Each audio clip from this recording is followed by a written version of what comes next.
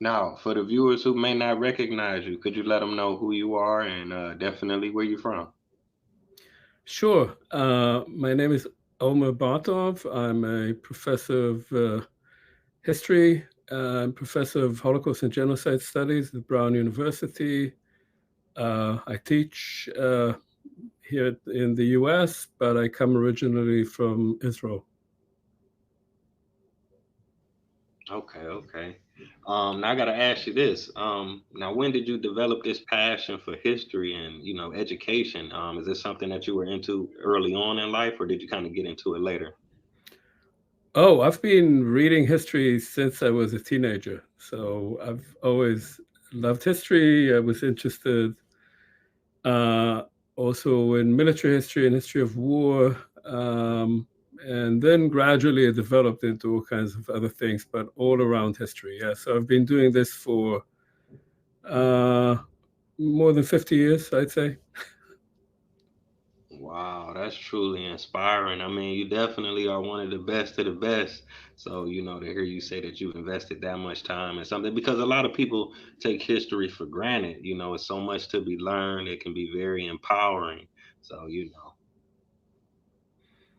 you you should said, never take history for granted. You need to know it because if you don't know the past, then you can't understand the present, and you certainly don't know where you're heading to. So you live in a kind of two-dimensional world without knowing where you came from. And if you don't know where you came from, you rarely know where you're heading. yeah, that's very true. That's very true. Now, I can ask you this: what courses do you currently teach? Um, I teach a class, a lecture class, undergraduate lecture class on modern genocide and other crimes against humanity that I taught for many years at Brown. I started already in the early 2000s. I teach a class these days on the Holocaust and the Nakba. So it's a kind of, that's a seminar, that's an undergraduate seminar. I taught last year a graduate seminar on human rights, and I'm about to teach this semester a graduate seminar that's also open to senior undergraduates on oppression and resistance, reading main texts on that topic. Wow. Okay. Okay. Now I gotta ask you.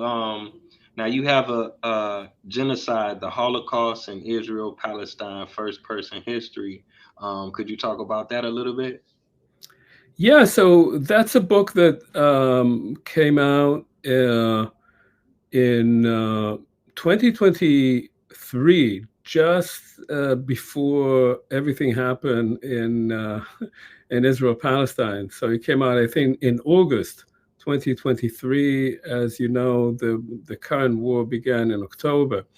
The book was based on various essays that I'd written over the past few years, which I sort of rewrote, revised, put together.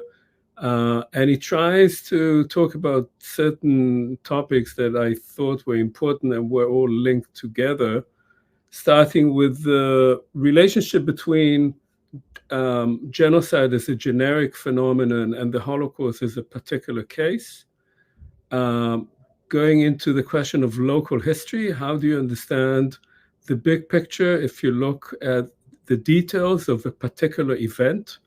Going to the question of justice and genocide and justice and memory. What do we remember and what do we forget? And from there, going to more closely to the question of both first person history. What does it mean when you do a first person history that is a history from below, or a history with a lowercase h, not the big history, what the generals and politicians do, but how people do it and experience it.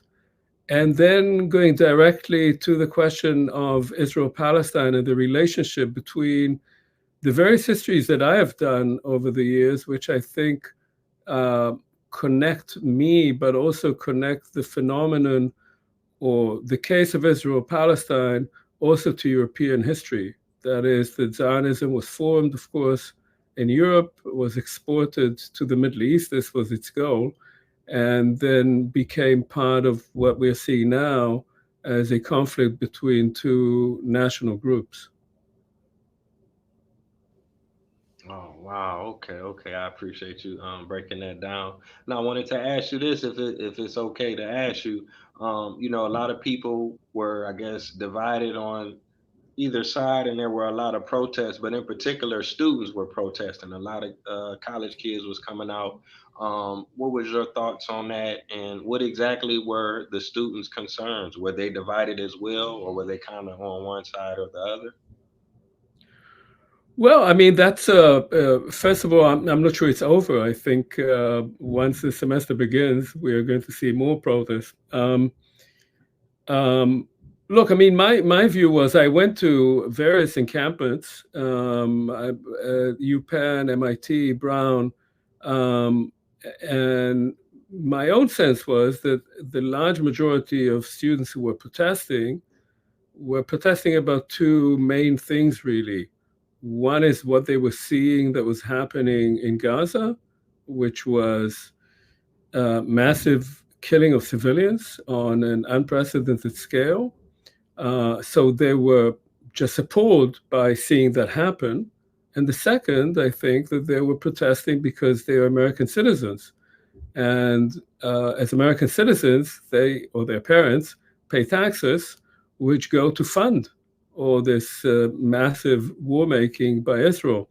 And so I generally was very supportive of the students. Now, there was a kind of counter argument to that, which quite a number of university presidents used and various politicians were using, that these protests and encampments were anti Semitic.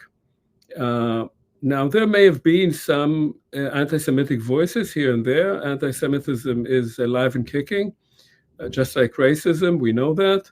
But by and large, these were not at all anti Semitic protests. They were very critical of Israel. Some were anti Zionist, some were not anti Zionist, but were simply critical of Israel. So there was an attempt to conflate uh, criticism of Israeli policies with anti Semitism and thereby to discredit it. And that's something that the Israeli government has been busy trying to sell this argument over quite a few years now. And I was very strongly opposed to that.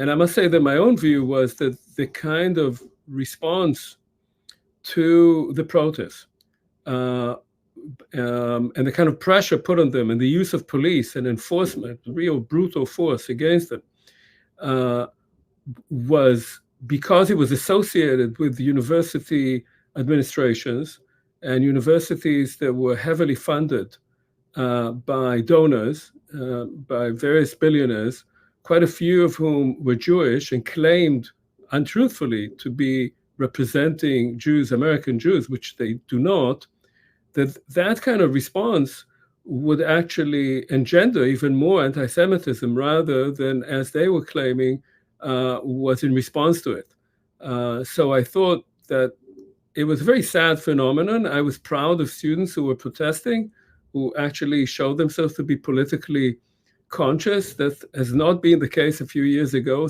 Students were pretty indifferent politically, and I think it's good that they're becoming more involved.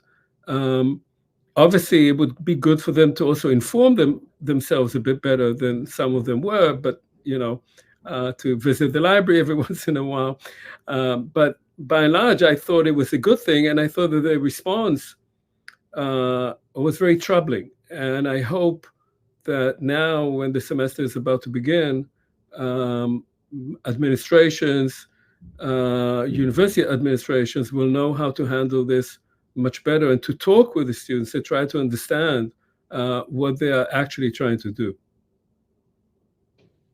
Okay, okay, I definitely understand. Now I was checking out your profile. Now they say, are you working on a book right now, Israel Palestine, a personal political history? If you could talk about that a little bit. I am, yeah. I've been a bit distracted by all these events and writing on what's going on right now, but I am actually working on that. So that's a book that is based on a large number of interviews that I conducted in Israel, Palestine, with Jewish and Palestinian citizens of Israel, people who belong to my generation. So people who were born shortly after the state of Israel was established. So these are people now around retirement, late 60s, early 70s. And my question to those people, I interviewed about 55 people. Um, my sort of long, in depth interviews of 2, 3 hours. And my question to those people was, what was their connection to the place? How do they explain to themselves how they're linked to that place?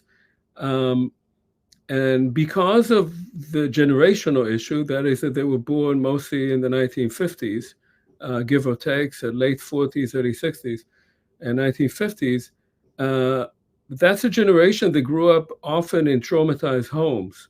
That is, the Jews among them often grew up in families that had escaped the Holocaust or had experienced the Holocaust, that is, their parents.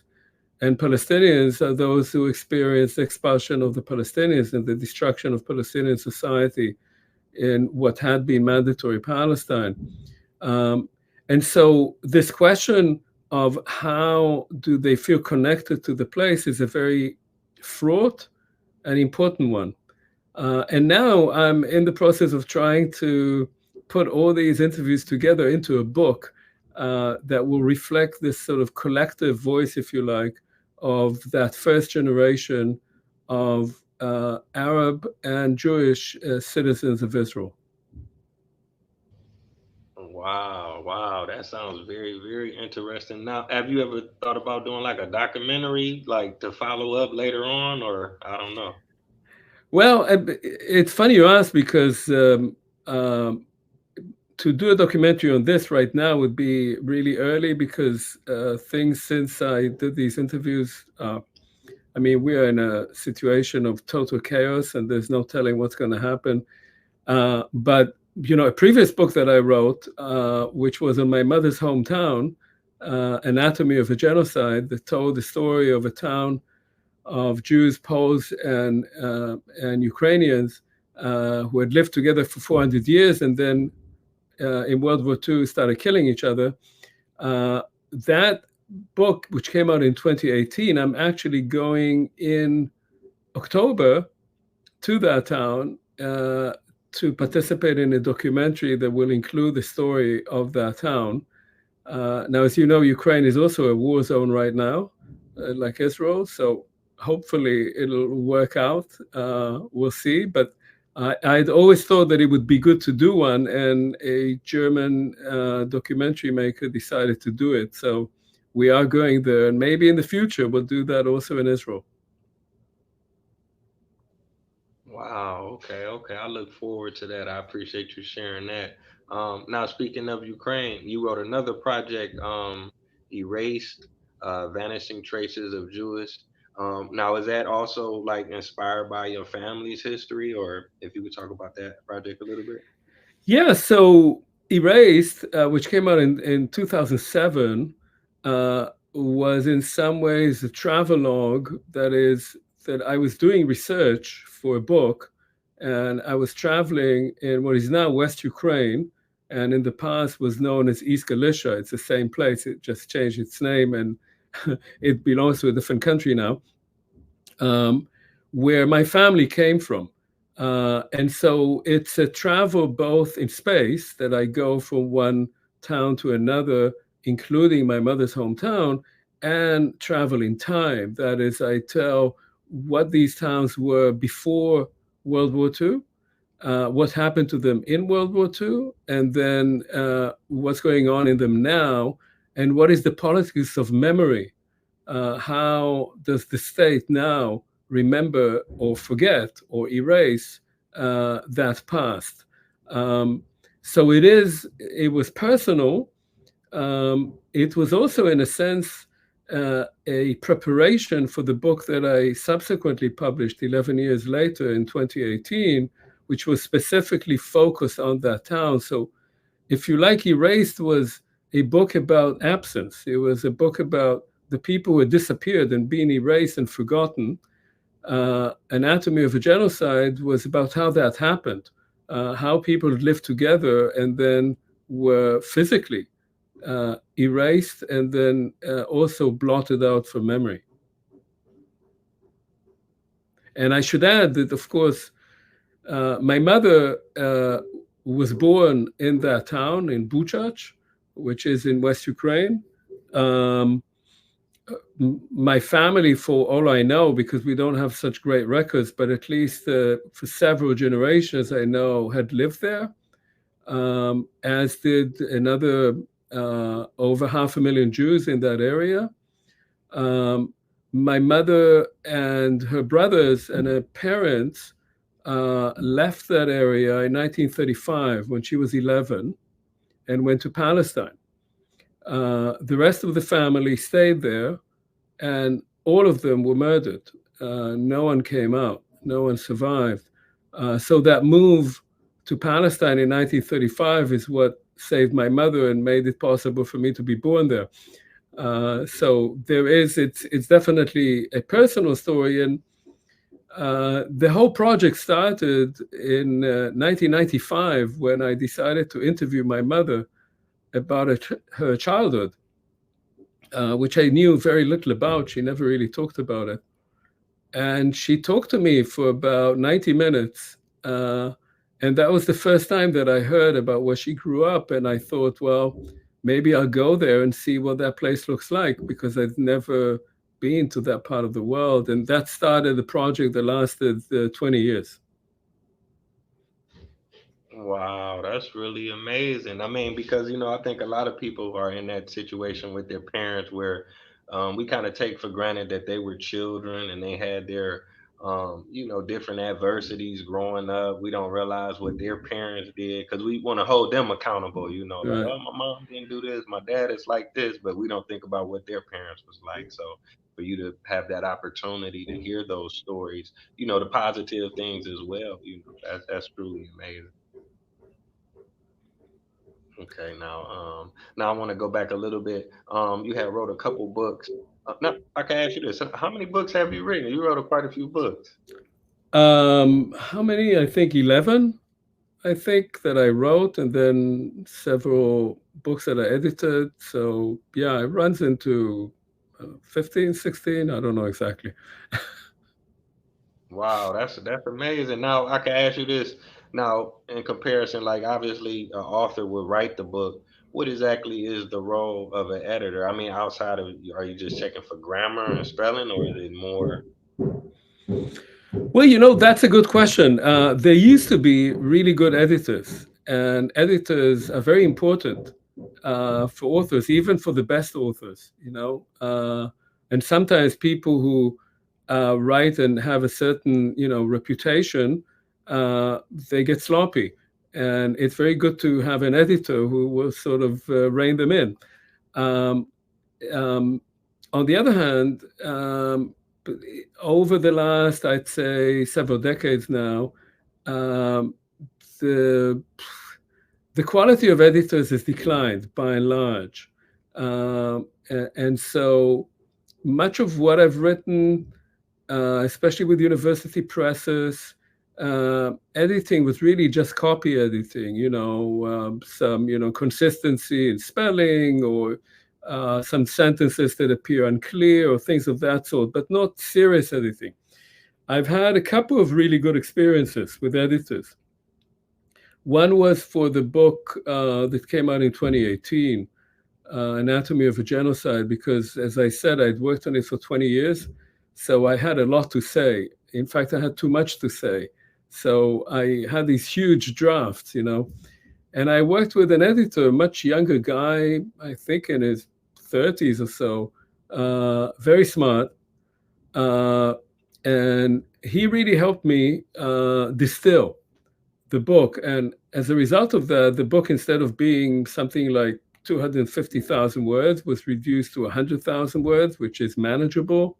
And because of that, uh, and the editing and the shrinking and the sort of distilling the argument, it also was read by far more people, and it came out in many languages in translation. Um, so this was a very good experience. And although it's very hard for an author, to give up on things or to have somebody else tell them what to do, that relationship is a very important relationship. The second one that I worked with just recently was great.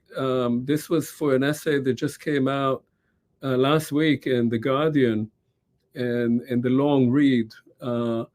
And I worked very closely with their editor there, with David Wolf, whom I've never met. It was all, on email. And that too was a very good experience. It sort of reminded me how important it is to work with an editor when you have someone who really reads things carefully, cares about both the argument and the style. And we don't have enough of that. I wish we had better trained editors than we have currently. But when you find one, it's really a pleasure to do that.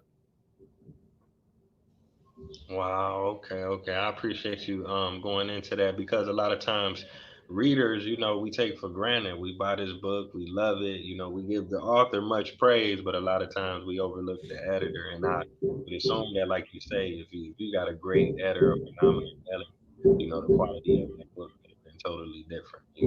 Yeah. And also, you spent 20 years writing a book, so that's amazing. That's really amazing. That's inspiring. We're about 22 minutes in, so I guess I wanted to ask you about maybe one or two more Yeah. of your books. Germany's War and the Holocaust, and also Hitler's Army. What Mhm. inspired you to write those? So Hitler's Army is my second book. And both Hitler's Army and the book before that, The Eastern Front, 1941, 1945, books that are based really on research that I did for my dissertation. So this is taking us back uh, quite a while. My dissertation, I defended my PhD in 1983, and these books came out. The Eastern Front came out in 85, and Hitler's Army came out in 91.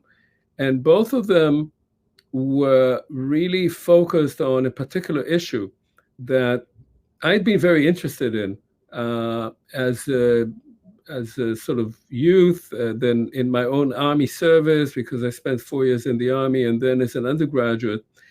Uh, my question really was, what motivates soldiers to fight in war, and how much are they influenced by the kind of indoctrination, education that they get? And there was an argument at the time about Nazi Germany, that while Germans by then, by the 1970s, had come to terms with the fact that they had carried out a genocide of the Jews, and then killing millions of others, not only Jews, but the opinion in Germany was that this was carried out by the bad guys. It was carried out by the SS, by the Gestapo, but that the army was clean, that the army fought an honorable war, and in fact was trying to protect Europe from what was called the, the Russian Asiatic Bolshevik forces coming from the east. And it was important for Germans to believe that, because unlike the SS or sadly the Gestapo, most Germans had relatives who had fought as soldiers.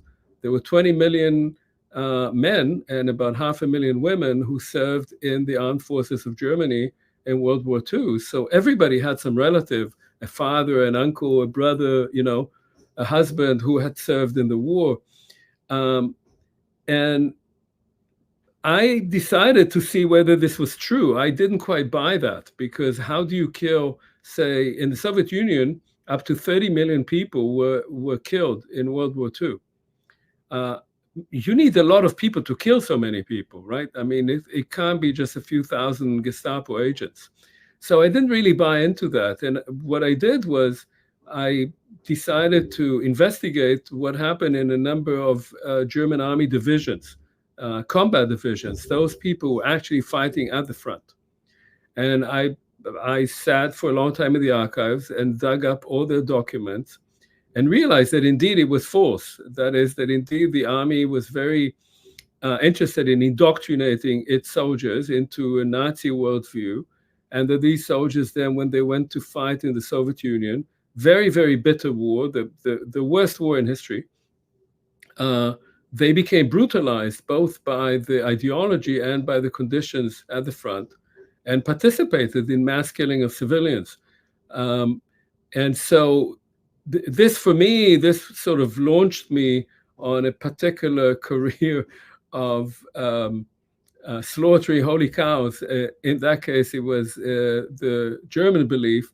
And what's so interesting about this, when you talk about historical memory and how difficult it is for people to come to terms with their own past, is that although my books came out in the mid 80s and early 90s, and there were other books coming out at that time, even in the late 1990s in Germany, there was still a big debate over this issue, and people were appalled to hear that the army, meaning their own ancestors, their fathers, their brothers, their uncles, had actually served in a criminal organization which they had believed fought a clean war in was a, as it was called in German, a decent army.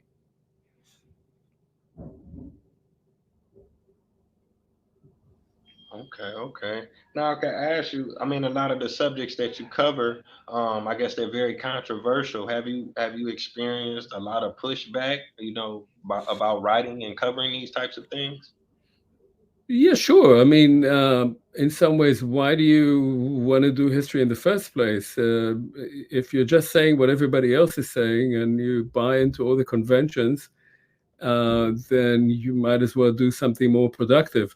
Uh, so yes, but for me at least, certainly in the case of writing on the Wehrmacht, I could see how the tide was changing. I was part of a generation of young historians at the time who really were changing how an entire nation understood its past.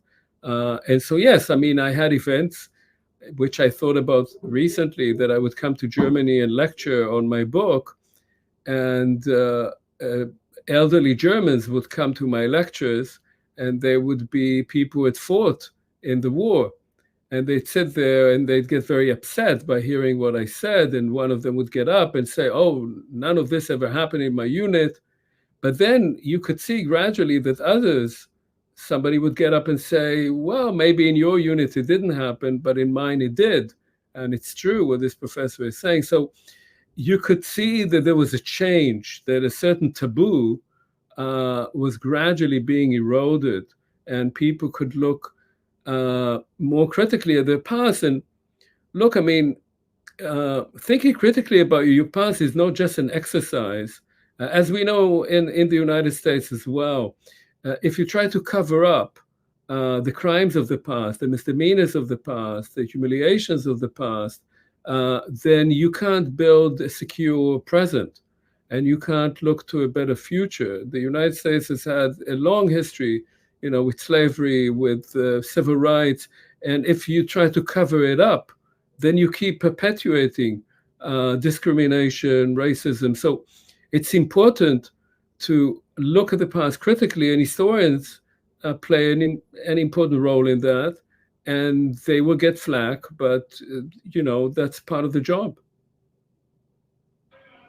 Yeah, yeah, definitely. So yeah, I take my hat off to you again, and I want to thank you for coming on this platform. You shared a lot of information. I'm still processing it, but I really appreciate everything that you have done for the last 50 years. But definitely, I look forward to the things that you have coming in the future. Well, thank you very much. Thanks for having me. Yes, indeed, it's been an honor, and I want to thank the viewers for tuning in as well. It's been a phenomenal episode. So until next time, peace. Thank you.